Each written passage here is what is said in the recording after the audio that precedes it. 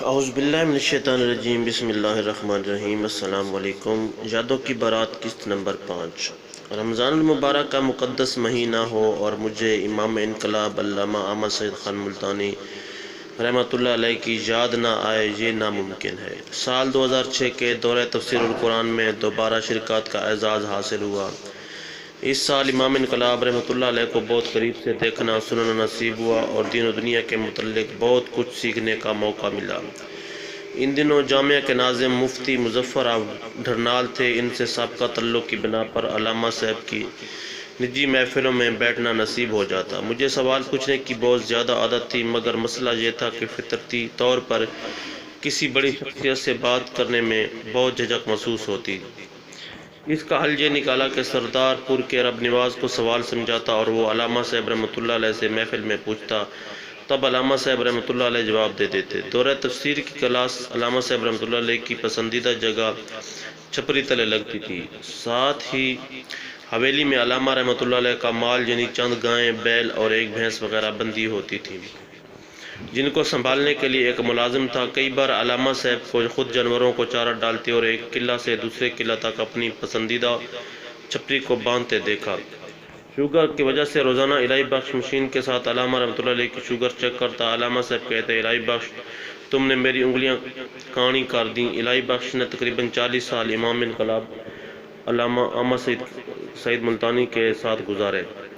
حافظ آباد میں ایک بار میں نے ان سے علامہ صاحب سے پہلی ملاقات کے متعلق پوچھا تو کہنے لگے، میرا حافظہ بیماری کی وجہ سے بہت کمزور ہو گیا ہے، اکثر باتیں بھول چکا ہوں۔ میں 1970 میں ڈیرہ جاڑا میں بڑی گاڑیوں کے پنکچر لگانے کا کام کرتا تھا۔ ان دنوں میں نے علامہ صاحب کا پروگرام کروایا۔ جلسہ کے بعد میری دلچسپ باتیں سن کر علامہ صاحب نے کہا، پنکچر لگانا چھوڑو، میرے ساتھ چلو۔ پھر علامہ رحمۃ اللہ علیہ نے مجھے پہلے ڈرائیونگ سکھائی۔ بہرحال 2006 کے بعد نظر کی زیادہ کمزوری کی وجہ سے وہ اپنے علاقہ میں واپس چلے گئے تھے۔ علامہ صاحب کی وفات والے دن الہی بخش صاحب مسجد کے حال میں بے ہوش پڑے تھے اور لوگ ان پر پانی کے چھینٹے ڈال کر ہوش میں لانے کی کوشش کر رہے تھے۔ آج کل وہ گنے کا جوس بیچتے ہیں اور شاید رکشہ بھی چلاتے ہیں۔ اللہ پاک ان کو صحت دے۔ علامہ صاحب رحمۃ اللہ علیہ کی بہت زیادہ خدمت کی۔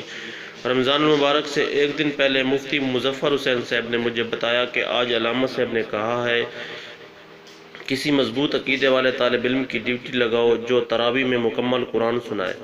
پھر خود ہی کہنے لگے، اگر آپ کی منزل پکی ہے تو آپ ہی یہ ڈیوٹی سنبھال لو، تمہیں اور کیا چاہیے۔ میں نے کہا ٹھیک ہے، میں تراویح پڑھوں گا۔ 43 طلباء حافظ قرآن تھے۔ 2 طالب علموں کی ڈیوٹی کے سامہ کی تھی، حافظ زاہد فاروق بھیروال اور عمر ریاض، وہ میرے سامنے تھے۔ الحمدللہ پورا مہینہ مرکز کبیر والا میں نماز با جماعت اور تراویح پڑھانے کا اعزاز حاصل ہوا۔ روزانہ عشاء سے کچھ دیر پہلے علامہ صاحب رحمۃ اللہ علیہ کے گھر سے میرے لیے دودھ کا گلاس آتا۔ اکثر طالب علم عقیدت کے ساتھ ایک ایک گھونٹ چکھ کر بقیہ دودھ میرے پاس بھیجتے۔ کئی بار علم کے سمندر اور محبت کے دریا امام انقلاب حضرت علامہ صاحب مسجد کے دروازے پر ہاتھ میں دودھ کا گلاس ہاتھ میں پکڑے حافظ جی کی آواز لگاتے، اللہ اکبر۔ کاش اس وقت موبائل فون عام ہوتے اور ہم ان کی ایک ایک ادا کو کیمرے کی آنکھ میں محفوظ کر لیتے۔